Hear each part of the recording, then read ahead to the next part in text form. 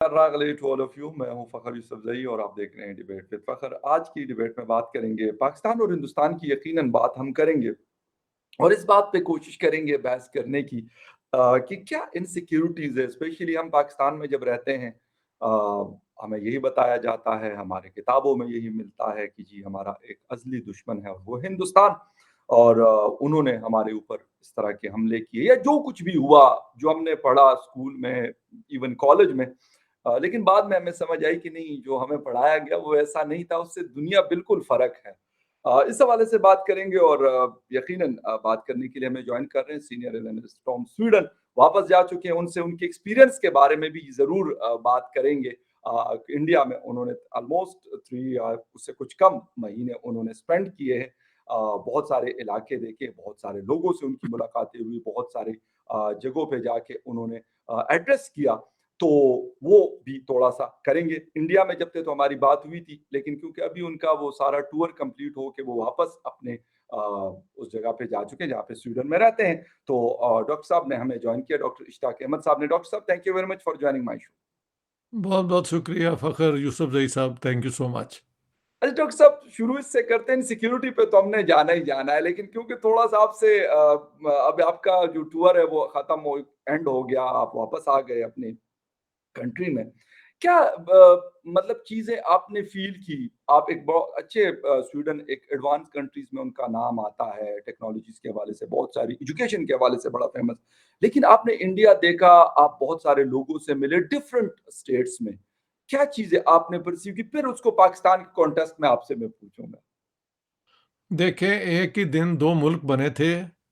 एक ने अपनी गलत पॉलिसियों की वजह से जो तरक्की का चांसेस थे उनको एक के बाद एक मिस किया, और आज पाकिस्तान का दिवालिया हो चुका है राइट, फाइनेंशियली। लेकिन ये इतना बड़ा मुल्क है कि ये अगर हो जाए ऑफिशियली, वो क्या कहते हैं, बैंकरप्ट, तो बहुत सिस्टम जो हैं ख़राब हो जाएंगे। तो अभी भी दुनिया में कोशिश है कि ये किसी तरीके से स्टेबलाइज हो जाएं, मतलब इनको अकल आ जाए। जो आईएमएफ ने कंडीशंस लगाई हैं वो सारी पूरी होनी चाहिए, मैं समझता हूँ। इंक्लूडिंग टैक्सेशन बेस जो है वो बढ़ना चाहिए, और फौज के ऊपर जो खर्चा बेबाइनी इतना होता है वो भी कम होना चाहिए। और इस तरह जो तब्दीलियां ला रहे हैं, हम तो ला नहीं सके। अब वही दुनिया की फाइनेंशियल इंस्टीट्यूशंस जिनको न्यू लिबरल कैपिटलिज्म का हिस्सा समझा जाता है, वही अब पाकिस्तान को फोर्स कर रही हैं, और शायद उससे पाकिस्तान को कोई रिलीफ भी मिल जाए। हुँ, मैंने इंडिया में अपने दोस्तों से बात की, तो उन्होंने एक प्लान भी बनाया है कि किस तरह पाकिस्तान अपने आप को ठीक कर सकता है। जी, as soon as I get that plan, उसमें फिर मैं प्रोग्राम भी बनाऊंगा करूंगा, राइट, और फ्राइडे टाइम्स में उसमें मैं लिखूंगा भी कि जी, what can be done. Okay, तो अब ये है कि पाकिस्तान और इंडिया का कोई मुकाबला नहीं, कंपैरिजन नहीं होना चाहिए। बेशक, उन्होंने ऑल राउंड डेवलपमेंट की पॉलिसी के तहत हर अपने सेक्टर को अटेंशन दी है। जाहिर है, ये याद रखें, 1.4 बिलियन पीपल, और अ, जो इलाका है ना इंडिया का, वो कोई इतना ज़्यादा नहीं है। अगर आप देखें पॉपुलेशन जितनी है, तो चाइना की पॉपुलेशन उतनी ही है, मगर बहुत बड़ा इलाका है। कनाडा आधे से ज़्यादा खाली पड़ा है। जी, यूनाइटेड स्टेट्स ऑफ अमेरिका में भी बेतहाशा कई मिलियंस और आ सकते हैं बड़े आराम से। हिंदुस्तान के अंदर 1.4 billion people are concentrated, but उन्होंने अपनी जो एक डेमोक्रेटिक सिस्टम है वो चला लिया, इलेक्शन करवाए। इंडिया ने कभी किसी दूसरे मुल्क पे जाके मिलिट्री अटैक नहीं किया, ना कहीं टेररिज्म को प्रमोट किया। उनकी जो नॉन अलाइंड पॉलिसीज थी, उसकी तो इमरान खान भी आखिर में हाँ, तारीफ बिल्कुल, कर रहे थे। बिल्कुल, समझ गए आप?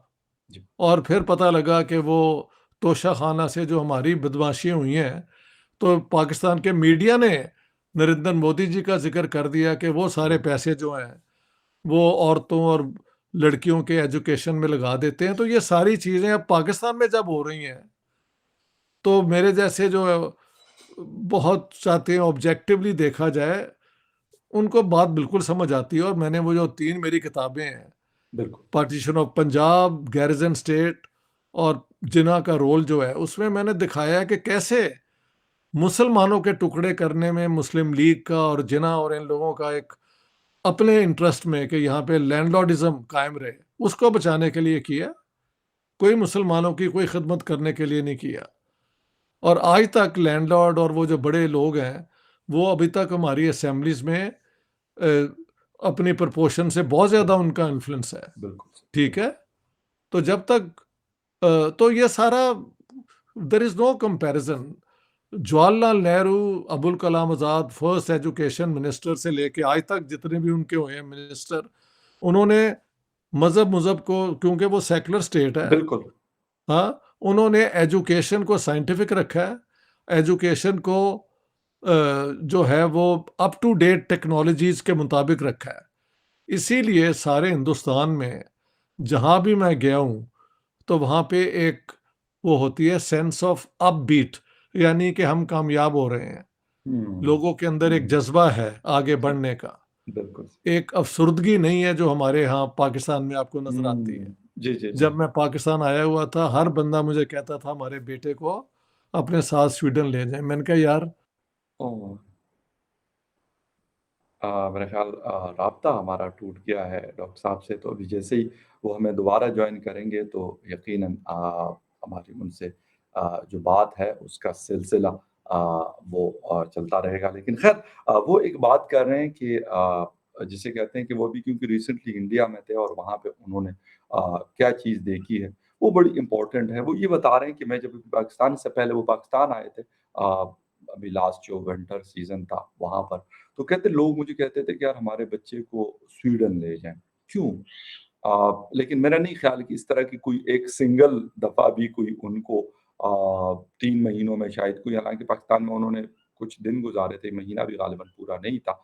लेकिन यहाँ पे लोग वो कह रहे हैं कि मुख़्तलिफ़ लोग मुझे कह रहे थे कि यार आप जो हैं वो हमारे बच्चे को साथ ले जाएँ।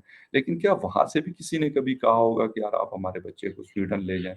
बल्कि बहुत सारे लोग मैं देखता हूँ देखे हैं मैंने, बात मेरी हुई है। वो कहते हैं कि यार हम वापस आए हैं, हम बाकी कंट्रीज़ में होते थे, लेकिन हमने वापसी की है।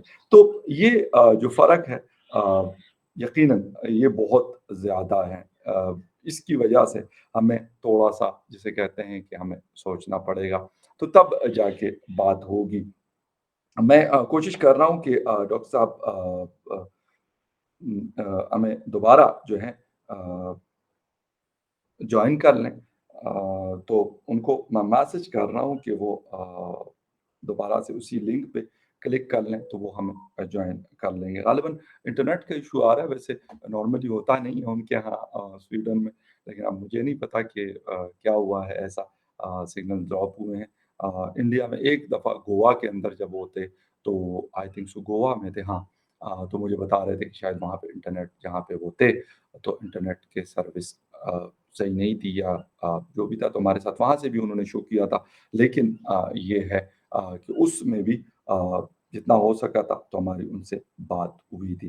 ख़ैर अभी वेट करते हैं कि डॉक्टर साहब अगर हमें दोबारा यकीनन वो कोशिश कर रहे होंगे कि वो हमें जॉइन कर लें और जैसे हमें जॉइन करते हैं तो फिर हम आगे बढ़ते हैं और क्योंकि बहुत सारी चीज़ें मैंने शुरू किया था कि इनसिक्योरिटीज़ के हवाले से बहुत सारी चीज़ें हमें देखने को मिली हैं।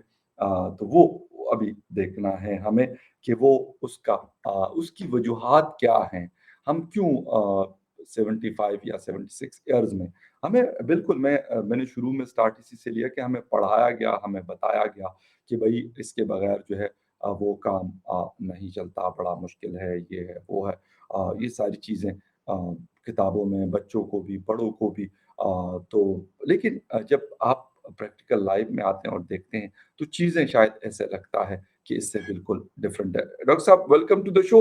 डॉक्टर साहब आप बात कर रहे थे कि जब आप पाकिस्तान आए थे तो लोग आपसे पूछ रहे थे कि जी हमें हमारे बच्चे को साथ लेके चले जाएँ क्योंकि बहुत सारे लोगों को मैं खुद पाकिस्तान में रहता हूँ तो बहुत दफ़ा देखता हूँ जब इस तरह कहीं जाना होता है तो फिर पूछते हैं कि यार क्या तरीका हो सकता है कि हम वहां पे पहुंच जाएं, मतलब इन कंट्रीज में, वेस्टर्न कंट्रीज में, और वहां पे रह जाएं। सर कोई इंडिया में भी कोई आपको मिला, किसी एक ने आपको कहा हो कि हमारे बच्चे को साथ ले जाएं? इसके बरक्स मैंने देखा है, लोग वापस आ रहे हैं अब। यस, यस, वापस आ रहे हैं, वो एग्री। समझते हैं कि हिंदुस्तान में उनको इनकम भी उनकी, यार मैंने देखा है जो इनकी लोगों की यहाँ पे इनकम है ना, जो आईटी इंजीनियर्स हैं और ये सारे, जी, तो वो हमारी भी इनकम से बढ़ के हैं, यूरोप वाली इनकम से। बिल्कुल। तो जो कामयाब इनमें से लोग हैं, उनका तो जवाब ही नहीं है। तो इंडिया की मिडिल क्लास बहुत बड़ी है भैया। यहाँ पे 300 मिलियन तकरीबन मिडिल क्लास हो गई है। आप यूरोप की अगर मिडिल क्लास देखें, मिला के सारे 300 मिलियन ही बनते हैं। तो इतनी बड़ी क्लास इंडिया के अंदर है। ठीक है, इंडिया में गुर्बत भी है अभी भी। 80 करोड़ को शायद फ्री खाना मिलता है और वो मिलता है, तो वो गरीब ही बड़ी लोग हैं बात है, ना। बड़ी बात। 1/5 of the population is still below the poverty line. लेकिन पिछले सालों मैंने पढ़ा था कि India has lifted 460 million people out of poverty. या, तो आप ये तरक्की भी देखें। बिल्कुल। मसलन मैं अब वहाँ पे ये जो है ना, डिजिटलाइजेशन इतनी बढ़ गई है कि यूरोप में नहीं है। यस, तो मैं जहाँ ठहरा हुआ था, नासिक में, राम चड्ढा जी हैं, उनके घर में आया हुआ था। तो उन्होंने कहा देखें अभी अब बाहर ये प्याज वाला आया है, तो हम चल के आपको दिखाते हैं कि प्याज वाला जो है वो पैसे नहीं लेगा, वो स्कैन करेगा और हम पे कर देंगे। ऑनलाइन तो वहाँ पेमेंट हो जाएगी। तो वहाँ पे तो अब बैंक का जाना, पैसे रखना ही तकरीबन ना हम्म, अननेसेसरी हो गया, सारा कुछ जो है। जबरदस्त, जबरदस्त। किसी ने मुझे जोक के तौर पे बताया कि अगर आप बॉम्बे में जाएं तो अब जो फकीर हैं वो भी स्कैनर रखते हैं। जबरदस्त। एनी हाउ, बॉम्बे और इंडिया में बहुत तरक्की हुई है इन सालों में। तो पाकिस्तान में आपके सामने ही है, एक सेंस सर, ऑफ डेप्रिवेशन है, क्या किया बिल्कुल। जाए। अच्छा सर, एक चीज़ और है, और वो ये है कि थोड़ा-सा आते हैं सिक्योरिटी के हवाले से। सिक्योरिटी, क्योंकि पाकिस्तान में अगर कोई बात होती है तो उसका जो सेंटर पॉइंट होता है वो इंडिया होता है, कि जी उसकी वजह से हमारे पास न्यूक्लियर पावर हम बने, उसकी वजह से हमारे पास ये बड़े-बड़े मिसाइल हम बनाते हैं या बनाने की कोशिश करते हैं, या ये हम रखते हैं बजट बनाते हैं डिफेंस के लिए। सर ये इनसिक्योरिटीज़ के पीछे क्या वजूहात हैं? आप बता रहे हैं, बहुत सारे लोग कहते हैं कि जी इंडिया ने अटैक नहीं किया, लेकिन हमें तो यही बताया जाता है कि जी हमारे ऊपर जिसे कहते हैं, पता नहीं, वो एक, मैं 4th या 5th में पढ़ता था एक बुक, मुझे अभी भी उसके कुछ सेंटेंसेस याद है कि बुज़दिल दुश्मन ने हमारे पता नहीं वतन के ऊपर हमला करके, और इस तरह की कोई उर्दू की बुक थी, अब मुझे भूल गया, लेकिन उस तरह की कोई लाइन्स वहाँ पे लिखी होती थी। तो सर ये तो मतलब जिसे कहते हैं कि हमारी किताबों में तो ये, बेशक आपको किताबें मानते हैं या बाकी दुनिया नहीं मानती तो वो तो अलग बात है, लेकिन हमारे यहाँ तो यही है ना। बात है कि क्योंकि ये सब झूठ है। देखें, एयर मार्शल असगर खान की किताब है जिसमें उन्होंने कहा है कि 4 की 4 जंगें हमने हिंदुस्तान के साथ शुरू की हैं। उनकी तो ये भी आर्गुमेंट थी कि न्यूक्लियर वेपन्स की कोई ज़रूरत नहीं थी, इंडिया ने कभी किसी पे हमला नहीं किया, तारीखी तौर पे भी नहीं किया और उसका कोई प्रोग्राम भी नहीं है। जी, सारी जंगें हमने शुरू की और सारी जंगें हम हार भी गए। अब ये सारी बातें अगर पाकिस्तान अवाम को पता लग जाएं, तो वो तो अपने लीडर्स को फिर कटहरी में खड़ा कर देना। तो वो क्या करते हैं कि इस किस्म का झूठ जो है वो निसाब के अंदर, किताबों के अंदर लोगों तक पहुंचा देते हैं। और लोग जो हैं नॉर्मली अपने स्कूल में जो पढ़ते हैं, आदमी यकीन उसी पे करता है ना। जी, तो अब ये झूठ वाली दुकान बंद होगी नहीं होगी, आई डोंट नो। लेकिन दुनिया के पास ऑब्जेक्टिव तरीके हैं देखने के, और इंडिया का कोई, उन्होंने किसी पे हमला नहीं किया आज तक। हाँ जी। और पाकिस्तान ने चारों जंगें शुरू की हैं, इनकी insecurity is a good excuse. यार तुम मेरी किताब पढ़ लो ना, पाकिस्तान द गैरिजन स्टेट। उसमें मैंने कहा है कि there is a threat perception and a threat. आप कह सकते हैं कि ये एक थ्रेट है, लेकिन थ्रेट परसेप्शन को आप जितना चाहे मैनिपुलेट कर दें कि इंडिया ये कर रहा है, वो कर रहा है, यूं कर रहा है। वो तो कहते हैं यार हम अपने इस मुल्क को बचाने के लिए वो चाइना की जो वॉर हुई है उसके बाद हमने मिलिट्री की तरफ तवज्जो दी है। हम तो जंग के हक में ही नहीं थे।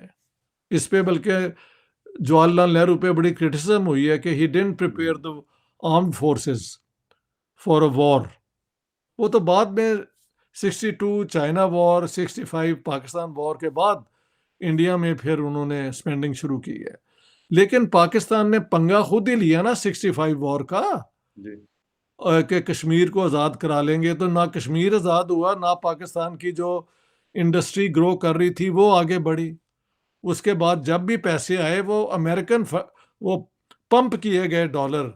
हाँ जब ये हम अमेरिकन का अफगान वॉर कर रहे थे उनके लिए, और जब हम वॉर ऑन टेरर भी बुश के लिए कर रहे थे मुशर्रफ साहब, जी जी तब पैसे आए हैं। अपनी इकोनॉमी की तो हमारी कोई प्रोडक्शन नहीं है। सो पाकिस्तान ने, अगर पॉलिसीज ही आप अपने मुल्क की गलत बनाएं और हमने इंडिया के थ्रेट में ये बनाया है, वो बनाया है, ये बनाया है, तो लोगों को जिस हालत पे ये ले आए हैं वो आपके सामने ही है। जी देखिए बांग्लादेश जो है, उन्होंने इंडिया के साथ कोई ये इस किस्म का टक्कर नहीं लिया। एक आर्मी है मुनासिब, छोटी सी है अपनी डिफेंस के लिए, और उन्होंने सारा पैसा जो है अपनी डेवलपमेंट पे लगाया है। तो पाकिस्तान की झूठी कहानी इतनी आम है कि उसको बार बार बताते हुए मुझे दुख होता है। ये तो हम्म, हमारी आंखों के सामने इन्होंने पाकिस्तान का सत्यानाश किया। बिल्कुल सही। अच्छा डॉक्टर साहब एक चीज हमने 1948 में भी कहा कि कश्मीर आजाद करेंगे, 1965 में भी कहा कि कश्मीर आजाद करेंगे। पता नहीं शायद 71 में क्या सोच के हमने क्या किया। फिर 1999 में भी यही हमने किया। तो 1999 में तो बड़ी हमें सुबकी उठानी पड़ी इंटरनेशनल फोरम्स पे भी, यूएस से लेके और हर जगह यूरोप तक, और फिर फ्रंट पे भी हमें मार ही पड़ी। क्योंकि वो सारा कुछ हमें तो करना पड़ा, रिवर्स करना पड़ा, और अच्छा खासा, मतलब जिसे कहते हैं कि ठीक है, इंडिया का भी नुकसान हुआ, मैं ये नहीं कहता कि उनका नुकसान नहीं हुआ। लेकिन वो उसको एज़ अ विक्ट्री डे के तौर पर 26th ऑफ जुलाई को सेलिब्रेट करते हैं।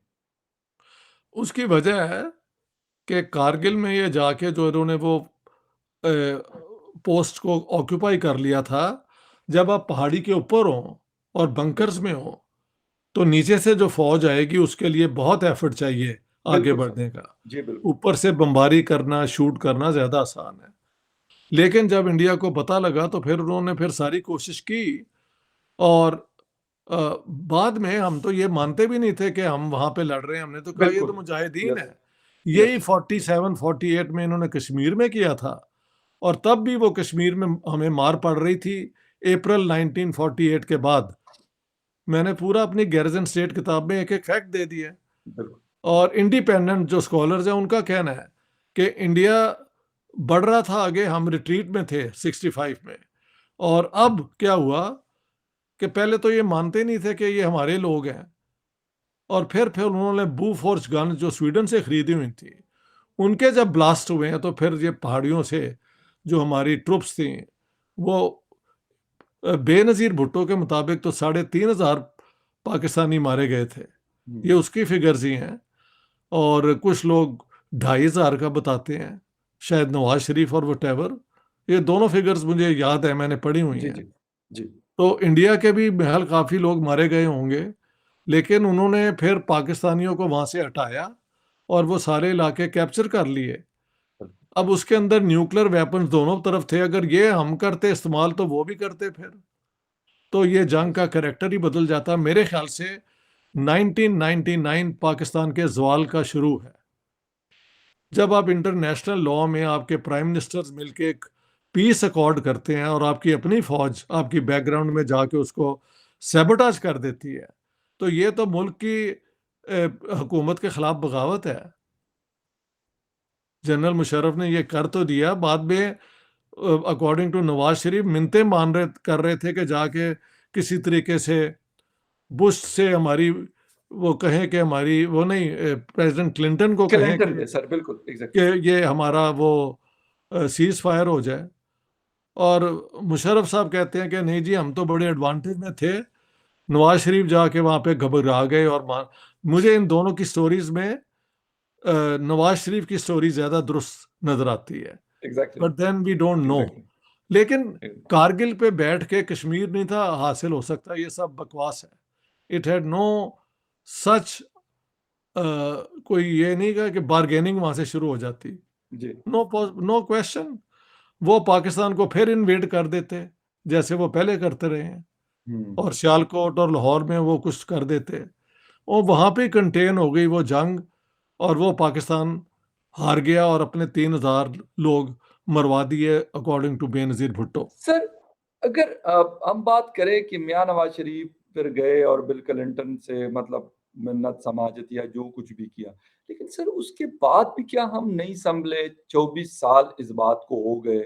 हमारी पॉलिटिकल पार्टीज, मैं फिर भी कहूंगा कि उनको उस तरह की अपॉर्चुनिटीज नहीं मिली। किसी प्राइम मिनिस्टर को तो टाइम पूरा नहीं होने दिया जाता। 1999 में ये हुआ, और फिर अक्टूबर 1999 में नवाज शरीफ को जेल में डाला गया और फिर एग्जाइल में भेज दिया गया। इसी तरीके से फिर अगर हम बात कर लें, कोई तब्दीली आपको अब नजर आती है 2023 में कि हमने अपनी पॉलिसीज को कुछ थोड़ी सी डायरेक्शन हमने कम से कम सीधी, क्यों मैं ये नहीं कहता कि हम आगे चले गए, लेकिन कोई डायरेक्शन हमने से पकड़ ली हो कि यार हम अब इस डायरेक्शन पे चलेंगे, राइट डायरेक्शन पे चलेंगे। आज की डेट पे 27 जुलाई 2023 तक तो कोई ऐसी पॉलिसी चेंज नहीं नजर आ रही। ओके। इसके बाद कल को अगर ऐलान हो जाएगा तो फिर हम एक नया प्रोग्राम करेंगे उसको खुशी मनाने के लिए। हाँ, हाँ, सही। हाँ, फिलहाल तो नहीं है। और इसी तरीके से आपको लगता है कि ये चलाते रहेंगे? बस इनका यही ख्याल है कि यही तरीके से ये चल सकता है मुल्क, क्योंकि इनकी लूट कसूट अगर उसमें जद में नहीं आती तो इनकी हम्म, तो मौज ही मौजें हैं, हमारी इस्टेब्लिशमेंट की और हमारे पॉलिटिशियंस की। बिल्कुल। अच्छा सर, एक लास्ट क्वेश्चन और वो ये है कि जनरल मुशर्रफ ने इतना बड़ा ब्लंडर किया, जी, लेकिन जब उसको 1999 वाले एक्ट पे सेठ वकार ने फांसी की सजा दी, तो उस वक्त के हमारे जो डीजी आईएसपीआर थे आसिफ गफूर साहब, जो आजकल साउदर्न कमांड को कमांड कर रहे हैं बलूचिस्तान में, उन्होंने कहा कि ये जज पागल हुआ है कि उसने इसको इस तरह की सजा सुनाई है कि इसको हैंग किया जाए, लटकाया जाए इस आदमी को। क्यों सर, हम क्यों मतलब कि इस तरह के ब्लंडर जो करते हैं कि आपको इंटरनेशनली और इंटरनली और एक्सटर्नली दोनों तरीकों से डैमेज करते हैं, और फिर अगर उनके हवाले से कोई बात होती है तो कहते हैं ये तो जज तो पागल है। मेरे ख्याल से जज साहब को ये पनिशमेंट सुनाते हुए थोड़ा सा वो करना चाहिए था वर्डिंग का। देखिए हमारे जज उज भी जो है ना, जी। एक्सट्रीमिस्ट जुबान इस्तेमाल करने के आदी हो चुके हैं, जिसकी जी। जरूरत कोई नहीं। राइट। पनिशमेंट जो वो दे रहे थे वो अपनी जगह पे जस्टिफाइड हो सकती है। जी। हाँ जी, लेकिन मिलिट्री वालों ने तो उसका फायदा ही उठाना था ना, जी। कि मुशर्रफ के खिलाफ ये कहा गया है, ये कहा गया है, तो उन्होंने उसी का फायदा उठाया। तो यार पाकिस्तान में जर्नल ने क्या कहा, जज ने क्या कहा, इन पे मेरा कमेंट ना लिया करें। मैं इन सारों को वो बुनियादी तौर पे अनएनलाइटेंड लोग समझता हूँ। राइट। अनपढ़ राइट। ये नहीं है, लेकिन इनमें जो भी इन्होंने पढ़ा है उनमें से कोई इन्होंने रोशनी हासिल नहीं की। ओके। ये बिल्कुल। फर्क, ये प्रॉब्लम है, ये प्रॉब्लम है। बिल्कुल सही है सर। और क्योंकि व्यूअर्स में सर से इस तरह के क्वेश्चंस पूछने का मतलब ये मकसद ये होता है, क्योंकि उनकी जो ज़्यादातर जिस तरह गिरिजन स्टेट है या फिर इस तरह की बुक्स वो लिखते हैं, तो वो ज़्यादातर हमारी जो मिलिट्री एस्टेब्लिशमेंट है इनके हवाले से उनका जो अपना एक्सपीरियंस है या फिर जो लोगों से बात होती है, लिखते हैं, तो वो शेयर किया हुआ है। खैर anyway, thank you very much sir, आपके टाइम का बहुत शुक्रिया कि आपने शो ऑल जॉइन द किया। Best, and viewers, thank you very much for watching all the debate with best, Fakhar all the Yousafzai. Best. किसी और डिबेट में फिर मिलेंगे, तब तक के लिए take care. Thank you very much sir. बात